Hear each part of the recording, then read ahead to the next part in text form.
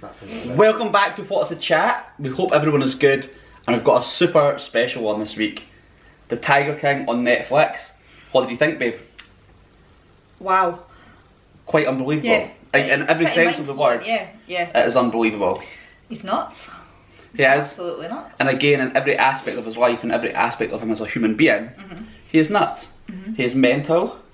What we're going to do, I think what we'll do to start off this is let everyone know to start that there might be a few spoilers in this. So if you've not seen it, if you've not seen it, and you're maybe going to watch it, maybe don't watch this.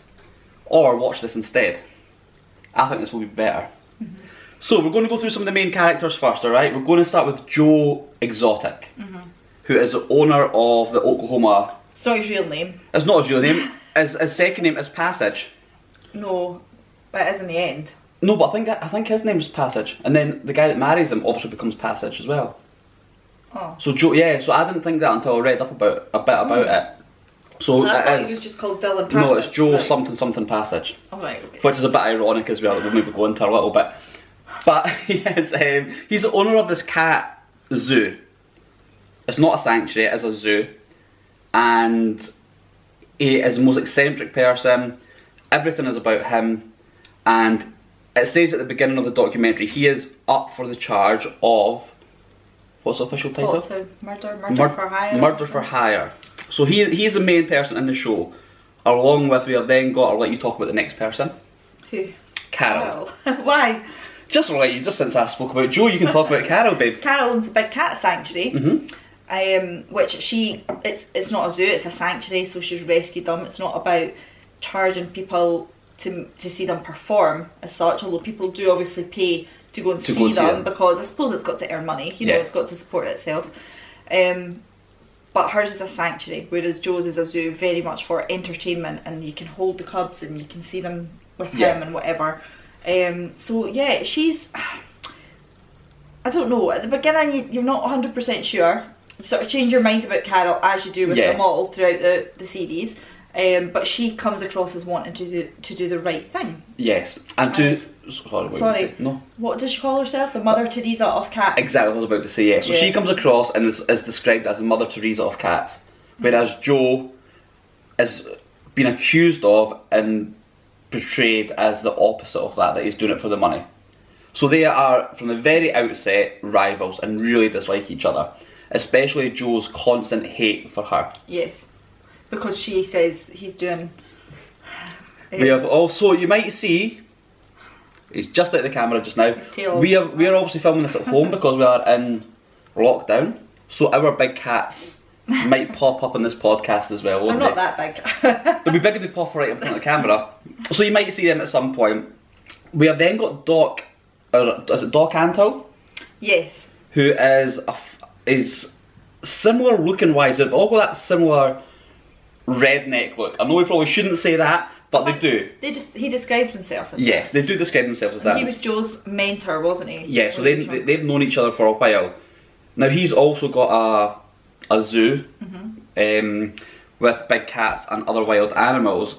He is somebody that I felt, maybe not quite as much with Carole, but certainly with Joe, with this Doc guy, and also the other ones that we'll mention, very controlling, very egotistical, and I don't know if there's something about having the big cats that make them feel more powerful or more something, but he is somebody, so he's got this cat, this big cat zoo. He does similar stuff to Joe as far as selling on like the shows and really sort of, what's the word, right, sort of not abusing the right, but sort of probably being controversial on the point of should these tigers be bred and sort of be used for this and used for money in this sense. So I think he's got 4 or 5, I think I said 9, but I don't know if it's quite 9 wives. I think it's 5, He's got quite a few anyway. We'll go into that in a little bit as well. And then finally there's another 2 people, Jeff Lowe, who I'll let you sort of say a little bit about what you thought of him. I thought he was okay at the beginning. He wasn't as eccentric, he just seemed a bit quieter, a bit more, you know, low maintenance, a bit more understated than Joe. Yeah, and I think out of all of them, he's probably came across to begin with slightly more normal. Yeah, but I think like they portrayed him as this big businessman, this hotshot guy who drives up in his Ferrari, I've got loads of money, I'll save this, I'll help you out. Yeah. But then there's more to him, as obviously time A goes lot on. more, isn't there? There's also somebody that I wasn't going to mention. I'm just going to grab my phone just now. Sorry, babe. This here. So the guy, is it James Granston or something? His name. So he is Jeff Lowe's friend, his mate, who he has also had. I can't remember his exact name. It's James something. I did Google him. There wasn't much information. Let me see. Sorry about this. So he comes in as a sort of another investor type. So sorry, James Garriston is his name. So to describe him, he's quite short. He's got from a technical point of view for myself, he's got quite a sharp bob, haircut wise. Joe call him something. He referred to him as something to do with a Chucky doll. Joe called him a living, walking Chucky doll, didn't he? But you can totally, as soon as he said it, there you go. He's got a point. That's your image of what this guy looks. So these are main characters that we're dealing with. There's other ones that we'll talk about a little bit that come in and out of it, but these are our main ones from the point of view of the story. So this documentary starts off with Joe. It's going into his so-called love for cats, certainly his love for attention, his love for money, and his love for being the centre of the whole thing. The park is never really, in my mind, and I don't know if you agree, about the cats. It's about him. Mm-hmm. Do you agree with that? Yes, I do. And he's doing these things, so as well as... What were you going to say? I was just going to say that the reason there is so much footage is because there's obviously the producer guy who does feature in most episodes as well. He does actually. And at the time of a lot of this happening, he was recording a like a reality show, and kind of turning Joe into the sort of star that Joe was dying to be. And he'd said, we can make this really big, and I think that went into Joe's head as well. And so that's why there's a lot of footage. Yeah, and to sort of explain this a little bit, Joe also had, every day, he would do a live stream, and he would do a series, I presume it was for YouTube, Facebook, it was online, and he was trying to build his following for that, so every day he was filming stuff, shooting stuff. So this guy came to him and said, listen, I think we've got something. What we're going to do is we're going to film all this material and then we'll sell it to the big networks. That's what the plan was. And he did say as well, there was times that Joe would, I suppose what they all do in reality programmes, don't they? They play up to the cameras. Yeah. And he would actually go in and like shout at people and fire people because he knew the cameras were on, and it made it dramatic. And you see it, and he was walking into some situations like that. He was like, F off, that's it, you're sacked, get out, I don't want to see you again. And the people are like, what the, like, nothing's happened, like, why have you just walked in and been like this? So that it sums him up quite a bit. Yeah. And we're also touching a little bit something else about how he was on camera when that sort of incident happens, sort of midway through, isn't it? So in the first episode, things are moving up quite quickly, things are going quite fast. And here's our big cat, right on time. Hey. So yeah, things are moving quite quickly, aren't they? Yeah, sorry. I am still here. Hey. Back.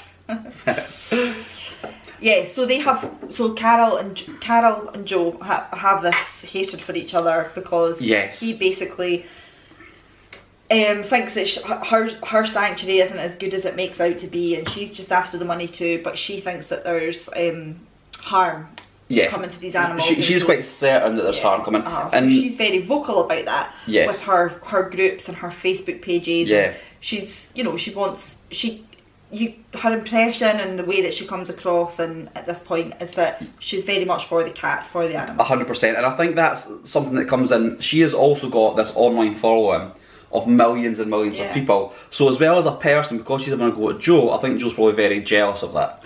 But just to touch on Carole slightly, I mean, there's one thing liking cats. Now this is a bit of, not a joke, but I have worn this t-shirt just because. You've got the tiger today. Why not, But her whole house, did you remember seeing the whole house? Everything was animal print. Yeah. Whether it was cat print, like leopard print, tiger print. Everything, wasn't it? And she would have like all, it was an obsession more than anything. There's also a bit further on in the series of her and her husband, or her current husband on the wedding day. Do you want to explain the picture and explain the scene? It looks like they got married on a beach, and the pictures of Carole sort of in her dress, and then her husband is like, he's on his knees, or all fours. He's on all fours, looking up at her with some kind of like animal print sort of Like it's got like a furry sort of mask and trousers, like shorts, it's pants, isn't it? Not a mask, but it's like a tiger hat or something. Like a lead sort of. She's got him on a leash, and so she's got this boy on a lead on the wedding day, and he's looking up at her, and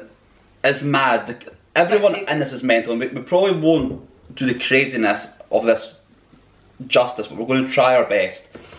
What is also quite significant in this is the people that work within these zoos and sanctuaries. That I think the number was, so they're working about 12, 14, 16 hour days. For $150. $150 a week. And he collects them, doesn't he? He collects them. Collects them as sort of, it's not a nice word, but they're almost like sort of misfits. Yeah, the vulnerable people, they are misfits, people that you would look at and think they probably haven't got much love in their life, probably, I would think would be fair to say. So these people are working, they also live within the zoo, these people, the majority of them I think, they stay in trailers round about the zoos. And although we're talking about Joe's one here, I think this is quite normal throughout their world, in this sort of, the big cat world in that part of America anyway. So these people are staying in the zoo. They are, I think you said he goes to, not you said, the documentary said, but you reminded me, that he goes to areas, like, I don't know if this is the official name and what you should call it in America, but trailer parks and stuff. And he looks for people and says, come and work, come and see my big cats, come and see my animals, and we'll give you this life. So that's what it's like. I think it's probably a good point as well to go, so it is, looking at it, there is almost a cult, isn't that? They build up this cult and stuff. It's a very good time to go into Joe's love life, I think, because I think this kind of goes hand in hand a little bit. When the show is on, Joe, when it first starts, it's telling you Joe's married to a guy, John, who, again, to describe him so you can paint the picture, has got 2 teeth. I have seen on Lad Bible today, he's been given a new set. But he's apparently had them for a while. Yeah. So he's now saying that Netflix didn't show that, right, but I suppose they want to show him as he was at the time. 100%. You know, but since all this has been made and since things have happened, he's now got this new set of teeth. So this John is somebody who, again, he comes across quite vulnerable. He's never had, apart from Joe, he's never had a gay relationship. He's always been very, very interested in women. From school all the way through. Always interested in women, but Joe picked him up, got him into the park, and whatever happened. So we'll also go into detail a bit more about what almost, not what was expected of his husbands from these people, but we'll go into that in a little bit. So he, again, whether it's picking staff or relationships, is picking people that I think are not needy, but need him and I don't mean needy, that's totally the wrong word, but people that are vulnerable and need a new situation and that will hold on to probably anything and haven't felt certain things, whether it be love or a community or that kind of thing. He seems to bring them all in. So, in these parks, he has got these people working day and night for pretty much next to nothing. There's also a moment in one of the early on episodes that a woman's arm pretty much gets torn off from one of the tigers, a girl who works there. She works there, yeah. That was strange. It kind of came out of the blue a little bit, that, didn't it? She was lying down, and then what was the choices at hospital again? When she got taken to hospital? Yeah, so I think at the point her arm was ripped off, basically, sort of hanging off. They blur it, but you can see it's obviously bad. And they said that it would take about a year. If she wanted to keep her hand, it would take about a year of basically rehabilitation, and reconstructive surgery and all this. If not, then to be, to heal quicker, they would amputate it. So I think she decided that she wanted, based on what I think Joe's probably encouraged her. Yeah, because I think he went into the hospital and then she signed something and sort of signed herself out almost. Well, I think the choice was that she wanted to be back at work so that there wasn't a fuss made, because if she'd been in the hospital for a year, a bigger fuss would have been made and it would be bad press. So she said, just go for the amputation, and she was back at work a few days later. Yeah, and this is somebody she's not got a hand, she's got like a stump. Like from there, isn't it, really? And, a bit there. And she is still currently... She works there. Working there? Well, yeah. Involved, she's there. Yeah. Now, with Joe's online platforms, what it is that he does, he's publicly said how much he hates Carole. Because she's gone for him. She's gone for him. She's named him on his websites as being cruel to animals. And she's coming from like the animal rights side of things. She's saying he's awful to cats. All of these things, posting it to all her millions of followers. So as you would expect from somebody like Joe, he retaliates massively. He is posting videos of saying stuff about her, saying I wish she was dead, she's an idiot, she's a bitch, all of this kind of stuff going on. And worse. And I'll let you decide you can describe what else he is doing on a daily basis almost to show what he wants to happen. Yeah, well, there's so many guns in this as well, you know, like, I appreciate working with that kind of animal. There's maybe a reason that they have that, but even without that, they just constantly seem to have guns, and Joe loves to shoot. I mean, he'll have, like, when he's doing these little, very similar to us, these little, you know, MTV shows and things, he's got this, like, blow-up doll dressed up as Carole, because there is, like, a picture of Carole and she's got flowers going around her head or something, so he's got this blow-up doll with flowers going around it, and then he just says he wants to shoot her all the time and just blows this doll's brains out, and it's just, it's really, like, I don't think it's any, like, there's, obviously this is what he's accused of doing. It's building up to, But there's not a day goes by when he's not talking about it, and this is what everybody around him said. Yeah, he wants to kill her, but... And yeah, so he's shooting these dolls, like blow-up dolls that are looking like Claire, and shooting her saying, I can't wait to kill her. If you come see Carole, sorry, I'm going to shoot her. Constantly, isn't it? And it's really quite, I don't want to say sickening, but to see somebody, imagine like it being you, and somebody dressing you up, pretending like dressing a dog to be like you and shooting you and saying we're going to blow you up. Absolutely mental. It's like, and when you first see it, you're like, oh yeah, this is mad. But then when you see it over and over again, you think a bit, this is quite. But when you watch it and you get Joe and you see how eccentric and the way he is, it's just the way he is. You know, like if it was you doing it, if you suddenly got this enemy and decided to do that every day. But do you know what I mean? I know. Like it's you very expect much it from part Joe. of their. Yeah, it does become very much kind of part of what is in his world. Yeah, it is totally in it. It becomes very much when you're watching it, it's just normal life for him, isn't it? So basically, the first couple of episodes, this is building up. You're finding out that, you know, they've got this beef with each other. Joe's so eccentric, he's doing all this, and Carole's this big cat saviour, basically. Yeah, and the Mother Teresa of cats. Uh-huh. So it comes into about the third episode that this is all going on. And Joe announces online and on one of his videos to all the followers that Carole, who he's got this beef with, isn't Miss Perfect. And he then goes into detail online saying her previous husband conveniently went missing, or allegedly went missing, but he said he's got, on good authority, and he's got sources that he knows this, that she's actually murdered her husband. Well, I think when they then started looking into it, it was quite common knowledge. I think there's been rumours around her since this happened. A lot of people were saying that in that area. It was sort of common knowledge that was a strong rumour that what did she do with him? Well, she had killed him and fed him to her tigers. And the tiger, that's how she got rid of the body. That's why no body had been found, because she had fed him. There was something to do with the acidity of a tiger's belly, that if they eat human parts, that it won't come out as human parts or as evidence or something enough. I don't know exactly, but so this comes out. So then, continuously over the next however long, Joe is really pushing this and saying she's a murderer. She's coming across that she's nice to cats, but she fed her husband to the cats. Obviously, like when you read the info of what this series is about, you very much think it's about a plot of Joe Exotic paying somebody to kill Carole Baskin. Yeah, that's Carole Baskin. Yeah. But it's amazing how after. Like it goes back and forward. So you know you're sort of thinking of Jojo, and then he does this, and then it goes. You think, oh no, now hang on a minute, is Carole quite as innocent? And has maybe Carole Joe really, hasn't done anything? Because that's what I started to think. Like, has Carole really been setting this up? Because if you could set up a murder and come across Miss whatever, so you go back and forward, and you then start looking at Carole differently and think, well, is she involved? Is she just as bad as Joe, but she's got a better image? You know, well, that's it. You do think almost from a PR point of view. Has she just been a little bit smarter? I feel not that shooting dolls on YouTube. I feel that Joe very much, whether a lot of the stuff he does, of course, is extremely bad and not nice.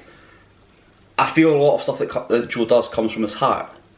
Whereas I feel Carole could be a bit more calculating, and she sees a bigger picture of it. At this point, you feel at this that, point, anyway. At this point, because when this starts coming out, you are, as you say, you think, well, I'll be a bit silly here and thought, but definitely things move on. And as you said, this was common knowledge. A lot of people had this thought about Carole. A lot of them, whether it was the ex-husband's family, whether it was other people within this industry. And was it something like he's got to be missing for, I think you have to be missing for 5 years before you can be declared dead, and literally the day after the 5 years was up, she claimed everything and said he's dead. She changed things on his will. Yeah, so on the will, normally it says in the case of death, doesn't it, I think, basically, but she changed that, like, quite, it was pretty close timings and stuff too, in the case of death or disappearance, which the lawyer they were talking to said that to put disappearance anywhere on a will is just unheard of. It doesn't happen. But her husband at the time that she's accused of doing this to had a conversation with this handyman saying, if I so in the lead up to this, he'd been saying to people he wanted to divorce her and he was trying to move assets about because he wasn't in a happy marriage.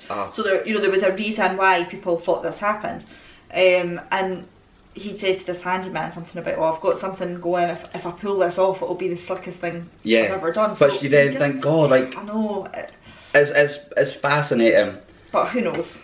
So that's probably the first few episodes, and as you can tell, things escalate. There's so much going on. There'll be little bits we probably miss out, and that leads to there's something they end up having a lawsuit, don't they? They do. So this is building up, and if there is wee bits we miss out or get the wrong way around, don't judge us for it, because there is obviously there's just so much to take in, so much to go on. So as you mentioned, there's lawsuits now coming for Joe from Carole. Yes. I can't remember what the exact lawsuits are, but I think it's about obviously that there are lawsuits aimed at him.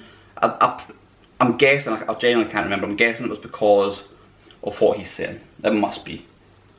But she's going after him massively.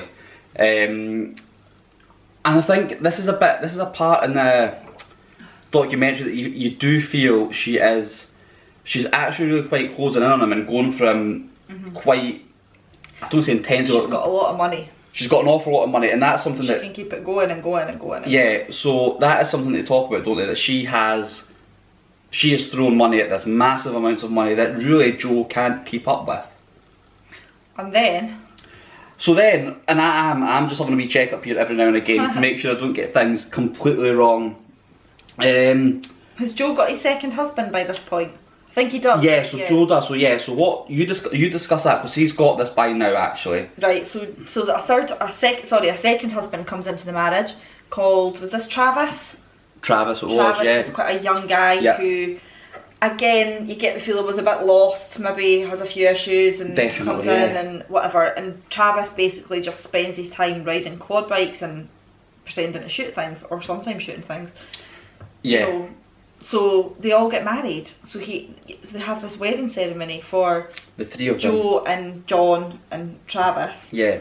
So you've got Joe in the middle with these two vulnerable boys either side. Also, and I'm not saying this, but both guys had never had a gay relationship before, had they? Well, at that point, I don't know if we know that. I think that kind of comes out a bit later on. You then kind of hear, well, then because John actually is speaking in the documentary. Travis isn't. You've just got the footage of him from this producer that was making the reality show. So yeah, John sort of says towards the end, actually, I've never had a gay relationship, and I went with girls at school. And you also find out later on Travis had obviously been seeing women within the park as well. So when this is going on, obviously he is married to these two guys, and they had been having relationships with women inside the park. So, which again, the reason I'm saying this is because I think there was a point, and I think it's when it moves on to the next point, husband-wise, that we thought there's something very uneasy about this now. It's not just becoming vulnerable. It's very close to what you'd imagine if you were to write down what grooming was. You would think this was. I know they weren't underage or anything. But very close to what you would say grooming was. As was the guy, this Doc Mantle guy, who was his mentor. That's the impression you got from his zoo down in, was it Florida he was? Yeah, I think so. Somewhere, and he had all these wives, and they were working long hours, and he told them what to do, and it just one of the former wives or partners or whatever, she spoke on it, and she obviously was away from that situation. And she said how controlling it was. And things. So you get the impression that they are very. And that woman that you're talking about, the way she spoke, and I don't know if she said these words, but it was almost like she'd managed to escape somehow. Yeah. And she was talking about how he would discuss, he wouldn't even discuss it, sorry, he would say, right, you're going in for implants next week. And she's like, can't remember ever agreeing to that, I didn't say I'd do it, it was just one day they said, right, you're going to get this done. So, again, Doc Mantle, Doc Mantle, isn't it? Who's Mantle? Is that not a superhero or I something? don't know, I can't remember. And that shows his controlling side, very much grooming it. And what Joe was doing was the same, and he would promise these people, not money as such, but he'd buy them trucks, he'd give them guns, he'd give them quad bikes, he'd give them the sort of life they could just, a lot of drugs as well. Lots of drugs were involved with each of the ones that were involved, wasn't it?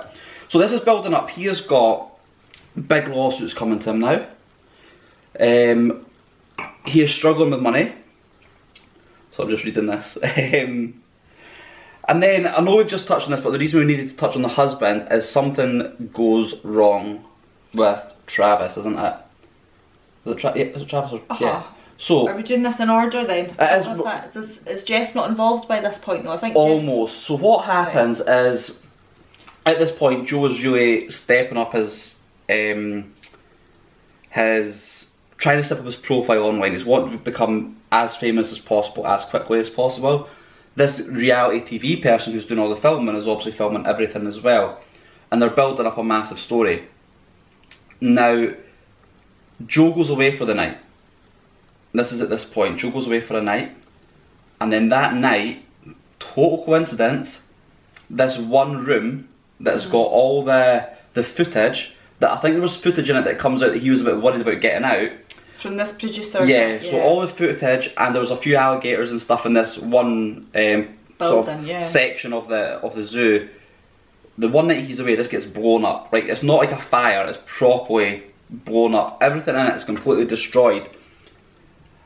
So he comes back the next day, and I'm not saying he pretends to be upset about it, but he comes in, all the sort of, the, not content, that's our word, isn't it? All the sort of, what do you call it? The footage. Yeah. All the footage that's been filmed is destroyed, and he comes in, and the guy says to him that's doing the film, obviously we'll get this bit filmed. You can explain this bit, because you've found this bit quite strange as well as I did. Yeah, so he's recording it, and he's wanting to put something up, and he keeps saying, you know, an arsonist, and he has signs up saying an arsonist destroyed this building, you know, but yeah, and he's just so adamant that's what he wants to say, but they're trying to record something, and obviously there is a secondary camera filming his different, and he's like, and he's trying to sound all dramatic and say this burning inferno and you killed my alligators, and then he goes, oh wait a minute, how did that sound, and you're like, oh, that just makes it seem so false. There was nothing genuine there at all. So false. And obviously, although there is so much footage from this producer, I don't understand how he's got that. I know, and I don't know what footage. There was paperwork. There was a lot of paperwork as well, so a lot of paperwork footage. And what starts to happen at this point is things really start to unravel a bit for him, I feel. Because a lot of the talk from other people within this is saying that the reason this happened, it was him that's done it, him that planned it or set it up at least. Who? The fire, Joe. Yeah, but he goes in for the producer, he blames the producer guy at one point. He goes mad at him. He goes away and has a nervous breakdown, he said. Yeah, and these lawsuits are coming in, which is money that he's not really got. Obviously Carole has thrown a lot more money at this than Joe can even contemplate having. The fire is sort of causing a lot of controversy. His online name, and he now knows that there's not going to be a reality programme because all the footage is away with paperwork, but also, as you said, the person filming all of that and in charge of it is away having a nervous breakdown.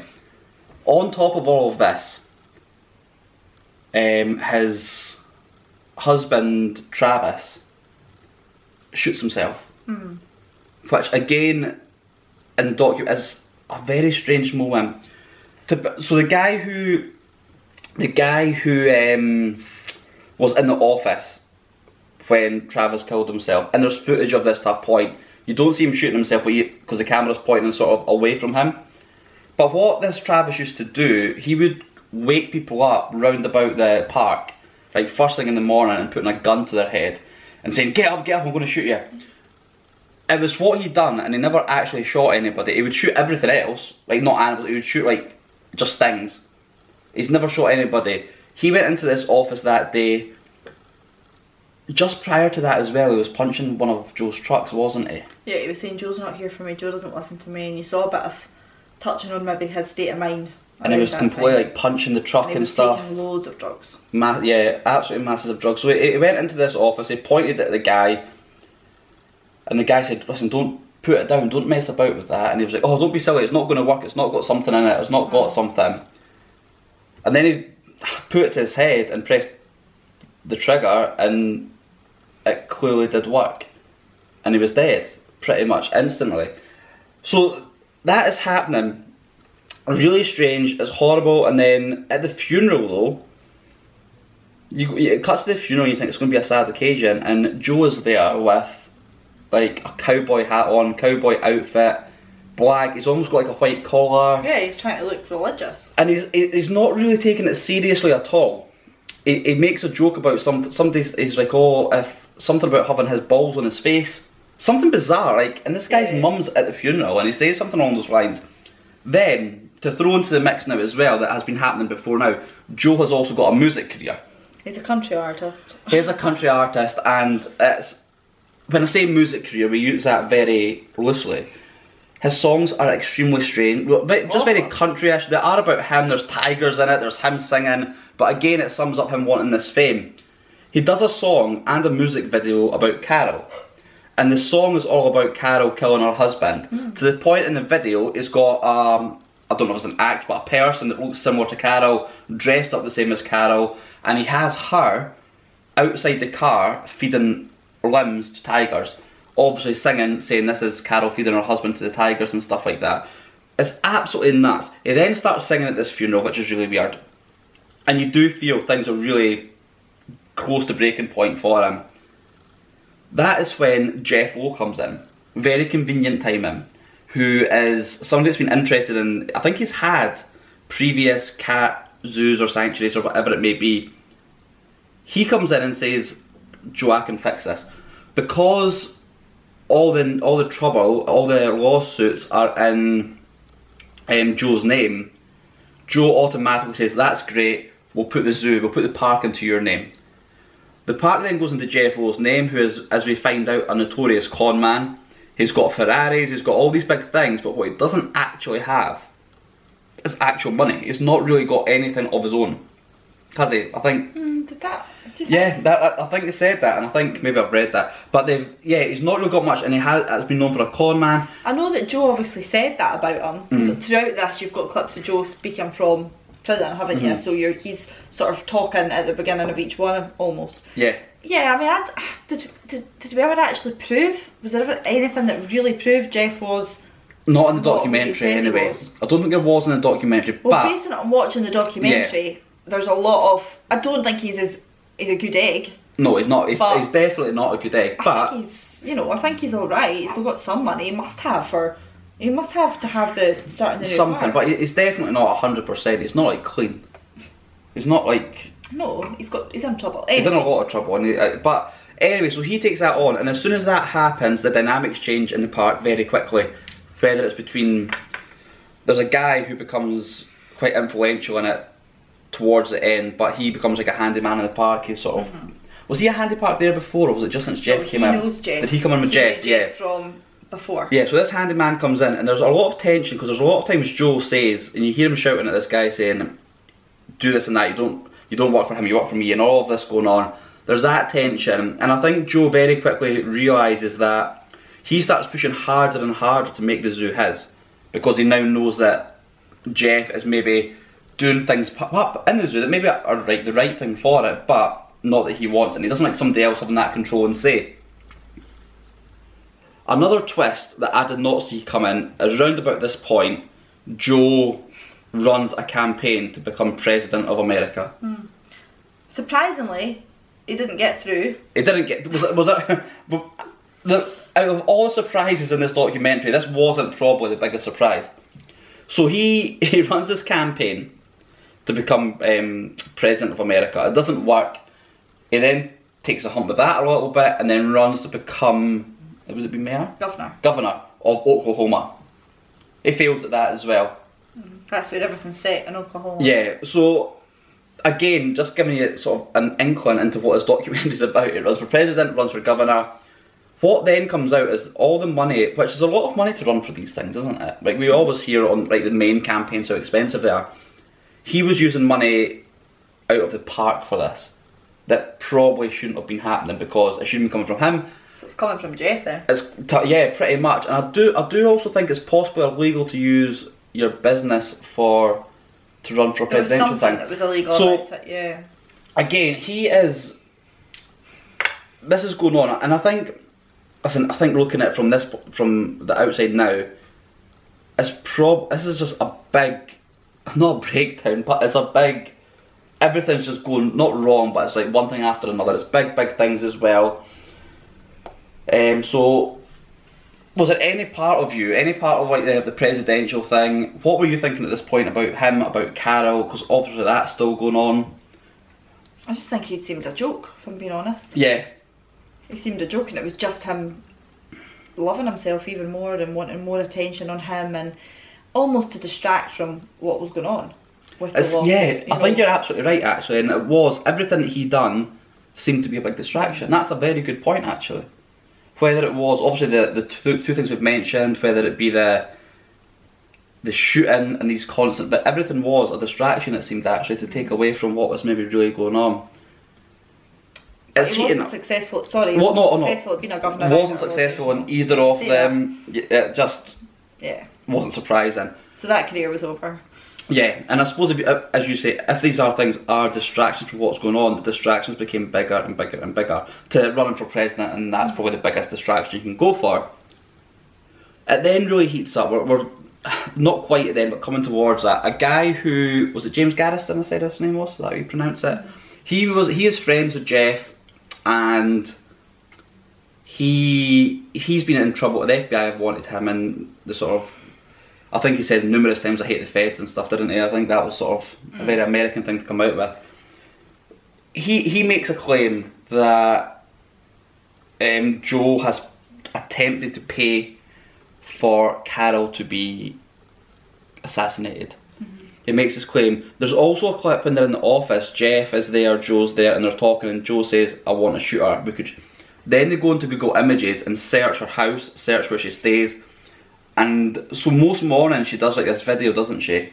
And it's when she's riding her bike, in this little bit. And Joe says, listen, if you could hide there, you could then shoot her. So it's gone from almost not joke, I know you can't joke about killing somebody, even when like he's been saying this daily, and then it feels it stepped up here, and he's actually looking at, how can we actually do this? So they're in Google Images, they're talking about where they'd murdered her. So James Garriston, I'm not saying his name right at all, he said, and he sort of gets in touch with the police at some point and says, listen, Joe's trying to do this. The rumours were, and what he went forward and said was that he had said to the handyman that Jeff brought in, could you kill Carole? And the handyman said pretty much, yes, I could. And he comes across like somebody that probably would kill somebody. I think he's got his own, what is he? Is that a felon, you'd call him? You know, he's got his own sort of history. Definitely, it really does. So what happened was, because James had a lot of stuff going on in his life from a criminal point of view and different things that he was up to, the FBI said, well, will you be an informant for us? Can you go back to the park and can you record all these conversations? Can you get some evidence for us that this has actually happened? And because of all the other lawsuits, she felt that the police were at the point of they wanting to pin anything on Joe. Like if they had anything hard, they would try and put him away. So he agrees to be an informant. It was only a couple of weeks after, or maybe a couple of months after as well, that Joe went on a date. A couple of months after, was it a couple of months after? Do you know, I think it was during the campaign for governor. Yeah. Because he was in the Hummer and stuff, wasn't he? Yeah, so I can't remember if it was a couple of weeks or a couple of months after the suicide of one of his husbands. He married him it was just about 2 or 3 months after. Yeah, so they probably went on a date a couple of weeks. So he got married to this other person, Dylan, wasn't it? A couple of months after his other husband. So at this point he's now backed up on 2 husbands. What was really quite horrible was there was a picture of Travis's mum with Joe and with the new boyfriend stroke husband. Remember that? On the wedding day, wasn't it? And he said he wanted to have her blessing and everything. As soon as that happened, he never ever spoke to her again, and just totally threw her away. And it was very much like he used her to be for some reason. So it looked okay for a picture. Yeah. Again, this is somebody that hasn't been with any guys before. His previous interests were girls. He took him on a first date in a Hummer that he met him online, took him on at the Hummer and said, "Do you want to come back and see my big cats?" Took him back to see the big cats. Pretty much got married quite quickly. And this guy was very much into drugs as well, wasn't he? I think. I can't. There seemed to be drugs. Was it him? Yeah, Maybe. I think can't so. Remember. So that is going on. So he's now back to He's now back to 2 husbands. Very strange. But the informant is in place. They're talking, and they get to the point of almost having enough evidence. He's telling the FBI what he's hearing. He's sending stuff over, and I think Joe starts to feel that this is all becoming a bit of a setup. There's something happening. And what happens with Jeff is so James didn't tell Jeff to begin with that this was happening. He went in, he'd done it, and after I think a little while, he felt he had to tell Jeff because Jeff maybe knew other things. There was more arguments going on with Jeff and Joe. Jeff had some things going on with, whether it be FBI or some form of law. So he said, "Jeff, listen, this is what I'm doing. I've been informing for the last wee bit. Do you want to do this to make sure we get Joe put away?" Jeff agrees to that. And then there's more and more evidence coming. There's so many recordings, without even being on, without the videos he's supposed to shooting her and saying, "I want to kill her," there's lots of recordings saying, "I wish she was dead. Can we kill her?" So that's all going on. The handyman is involved, and what we find out is, well, we actually find out, not towards the end, but we find out at the time, this handyman said, "We will charge £5,000 up front. £5,000 up front, yeah. £5,000 when it's done. So £10,000 altogether." Yes. That was the deal that they were talking He about. didn't have it, he only had £3,000. And he said that, "I'm going to have to sell a couple of tigers to get that initial money for you," didn't he? Yeah. And he managed to get the £3,000. So he manages to get the £3,000. Well, he's only got £3,000. He could have managed to get the 5. He managed to get 3 instead of 5. He gives it to the handyman. The handyman drives away with it. On his way to shoot her. In his own, I think he bottles it pretty much. Is what Well, he says he can't remember. So he Yeah, can't remember. because- I think apparently I bottled it and just went partying. And what he basically done was went to Florida and just partied for however long. £3,000 gets you to party in Florida. So that excuse me, that was so he obviously didn't go through and shoot her. So at this point the FBI have got everything they need apart from money trail. So that's the next thing. They're trying to get this money trail, and as soon as they get that, then So by this point as well, you've got to say that Joe sort of ups and leaves because Jeff had kind of confronted him about the money that had been used illegally for the campaign and things. So Joe kind of, considering his part meant the world to him, yeah, he basically goes, "Right, okay, I'll go." very quickly. Somebody's filming that, so we've got that on video. And he's like, right, we'll go. So I think him and Dylan go, don't they? Yeah, and they just pack up and go. They pack up the tigers and they go very, very quick. Did they take the tigers? They took some of the tigers, yeah. Right. Because you see them put them into the truck. But they leave very quick, and there was talk then, some of the people were saying they think Joe left so quickly because they felt that possibly Jeff was going to be getting a hitman on it. Like, it's really strange. It's just all... Like, it was really weird. He went into hiding pretty much. He said that he got rid of his phones and he got, like, absolutely hopeless phones so people couldn't track him. Really strange how quickly he went.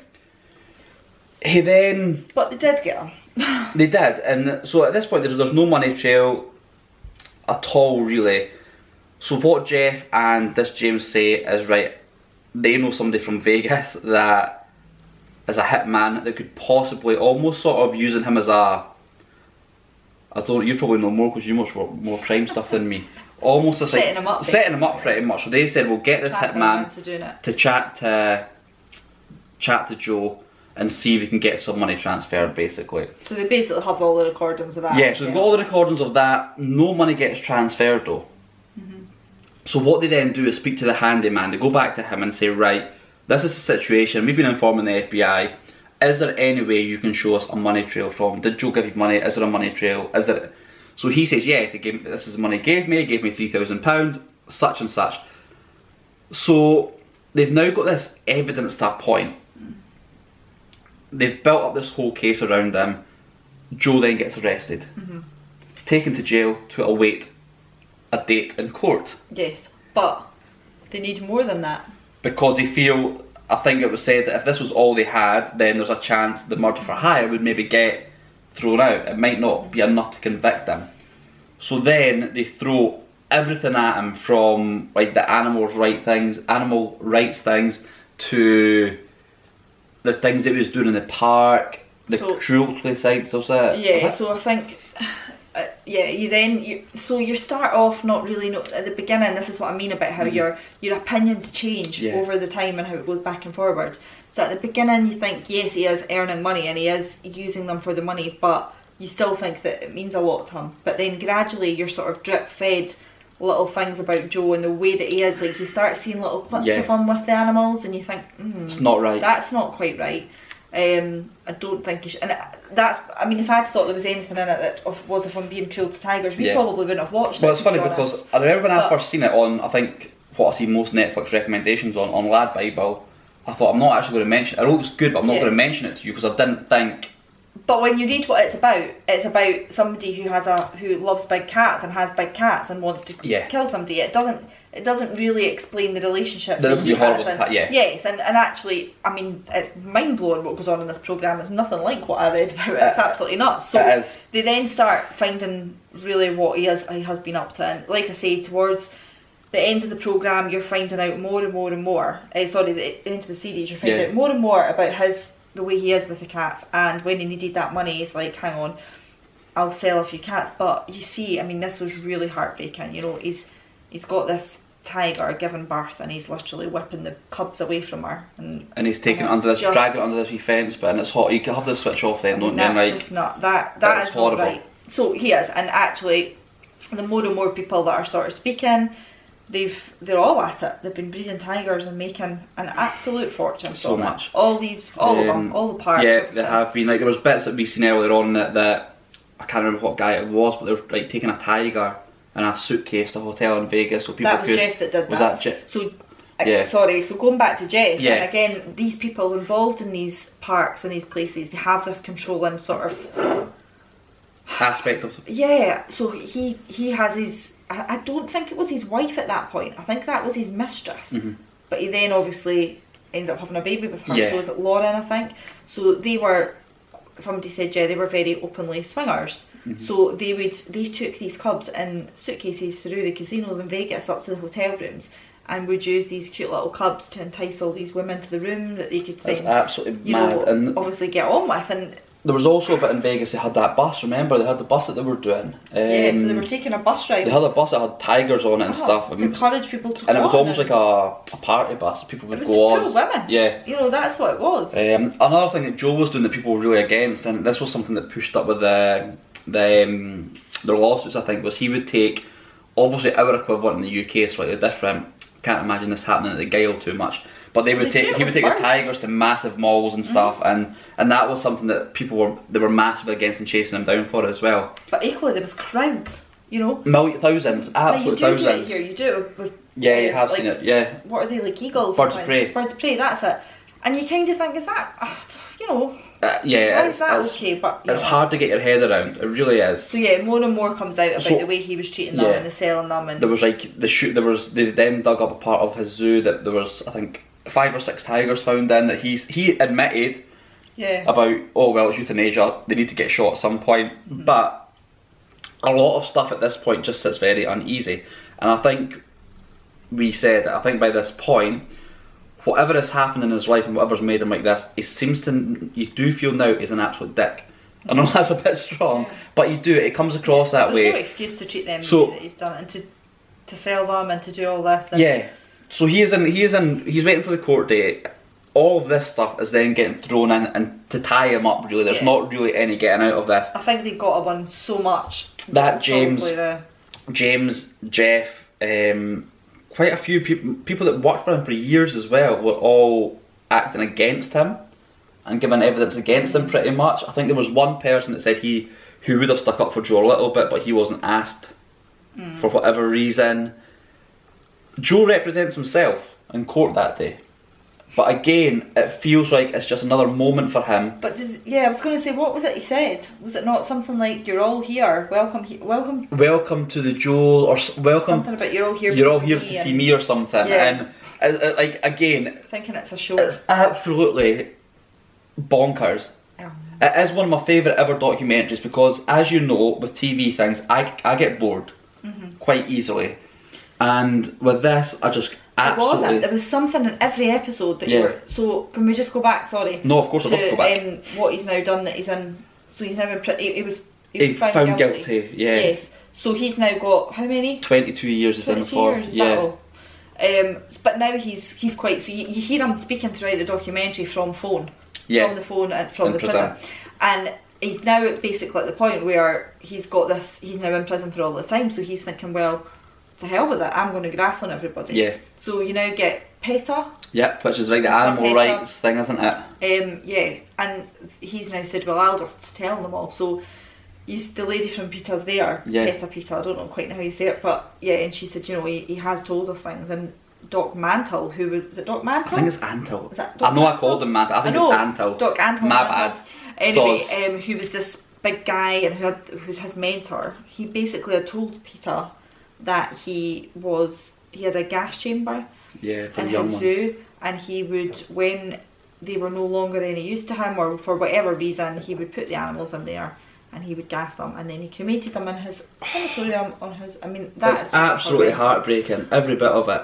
Like these parts of it with animals is heartbreaking. I mean, we don't know 100% if that is true or if that was Joe. Well, I was reading up today that at this point... I just say this? But in December, so on the programme it told you that in December last year, they raided that doc's zoo. Yeah. And did they find any? I can't remember what they said. They said there was no comment from him or anything so far, so we don't quite know what's then happened. From what I heard, it's sitting similar still, so there's been things but not enough, and he's still doing what he's doing. It's horrible. Also, just like, I think what we'll do, I just want to throw this big bit in at the end. What we'll do a wee final thoughts on it. What Jeff is now doing though at the end of the documentary was building his own massive zoo, wasn't he? I think kind of a similar area round about there. It's not far from there, but it's bizarre. Like he's now, and you do all through the show. People are sort of saying, "Oh yeah, he wants his own thing right now." He doesn't. And then it's funny how it gets to the end. Joe goes in prison and he's now making up building this massive zoo. Fascinating. What was your final thoughts? What was your overall thoughts? It's bonkers. Yeah. It's bonkers, and it's so far removed from our reality. These people and the lives that they lead are just like, it's insane. The figure that you see at the end, that there is more, so say there's 4,000 tigers or big cat, or is it tigers? Was it tigers? But big cats, wasn't it? Because I think there was some. I don't know, something like 4,000 in the wild, but yet there's 5,000 to 10,000 in America. So, captivity or private. And as you say, so that there's more tigers being kept privately in America than there is in the rest of the whole world. And yes, you want to keep the species going, but you know, having those cubs ripped away from their mum like that was just awful. It's horrible, and it shouldn't happen at all. I'm not saying zoos are bad. I'm not saying that. I think things have got to be done the right way, but what he was doing was wrong. Yeah, it was. And I think Carole murdered her husband. I'm not 100% sure. Right, if you had to decide now, you were a jury. I know you've only heard bits of it. Would you? And I did see today Carole's now coming out saying, "Oh, I'm not happy with the way I've been portrayed in the shut up." Carole. I don't think she did. I think she. Do you not think she did? So what do you think he's done? I think he's disappeared. I think he's done it to make it look like people. And do you think she's maybe in on it? Do you think she knows? No, not at all. Do you not? Do you not think he maybe would have said, "Listen, I'm going to do this, change your will, do this and that"? No. So you think Joe guilty? Yes. Of everything? Of the animal. Murder for hire? Yes. 100%. Yes. Carole not guilty of murder? I don't think she was. I don't think she's perfect, but I don't actually think she does. I think her husband set her up massively. The doc? Guilty. Guilty. Jeff and James? Guilty of what? Being sneaky. Yeah. Bit bitchy. Yeah. Very guilty of that. Shouldn't have let what was happening happen at the zoo. Shouldn't have taken a Tiger Cub into a Vegas casino and up to a room. Yeah. Of course he shouldn't. So guilty of doing things you shouldn't be doing with animals, exploiting it, that's the word I was looking for at the beginning, exploiting these animals for money and for power and for control, And they're just, none of them come across as that nice people. I'm not saying that about Carole necessarily, but the guys certainly didn't come across. She doesn't seem genuine though. As She much doesn't. as I don't think she's killed her husband and fed him to tigers. She seems false, eh? Yeah, I don't take her. She seems extremely calculated, I think. Like, everything she does, I feel she's saying for a reason. Or to get something from that. I absolutely loved it as well. I thought that if that was a fiction, just a drama series, I would have loved it and thought, if that was a drama series, you'd say that's not believable enough. Like, that's too much out there, eh? So to know that this has actually gone on and been real and to be happening, and the way it's put across, the way it's all done, it's 7 episodes of excitement, it's twists, it's turns, it's... A lot of these you sort of go, got a bit boring halfway through and then it picks up, but no, it was, every bit was just nuts. Like, at the end of every episode, we looked at each other and thought, wow, like, how's that happened? Like, genuinely expect the unexpected with it. Well, not if you watch this podcast, you'll really expect it. But no, I really enjoyed it. I would definitely, even if you've watched the podcast or listened to it, definitely watch it as well. Because there's bits we've missed out, and we don't do the mentalness and bonkersness. You're tired, babe. It's been a hard day on lockdown, hasn't it? But no, we really enjoyed it, and I hope that you enjoy this podcast as much as we enjoyed the Tiger King. And we're going to be doing more of these, especially over the next few weeks when we're in here for the next foreseeable future anyway, aren't we? We hope everyone's good. This podcast was going to be going out yesterday, I've got to be honest. So yesterday would have been Thursday, but no, yesterday was Friday. Totally mixed up with days. And we're going to be doing a normal one on Sunday and putting that on Sunday, but because of a slight technical issue that I was extremely close to cracking up yesterday, this is going out on Sunday now. This is going to be our Sunday one, this is going to be our weekly one, but like a special format, and there'll probably be other ones throughout next week, okay? We need to find something else to watch. I think there's the film we were talking about, I think that would be an interesting one, possibly. The Invisible Man, we were sort of looking at watching that. You put a film on the other night, you said, oh, this might be good. Did I? And you fell asleep, you'd never seen the end. What one was it? The Take, remember? Oh yeah, with Idris Elba. But, it was interesting, there was like a wee twist at the end. Anyway, I know we're not talking about that, but I quite enjoyed it. Yeah. Anyway, thank you so much for watching. Thanks for listening. We hope everyone is staying safe and keeping well. What should they do? Subscribe and comment below. That's it. And if you're really feeling generous, give us a little share as well and tell a friend, alright? Thank you so much, and we will see you in the next few days, alright?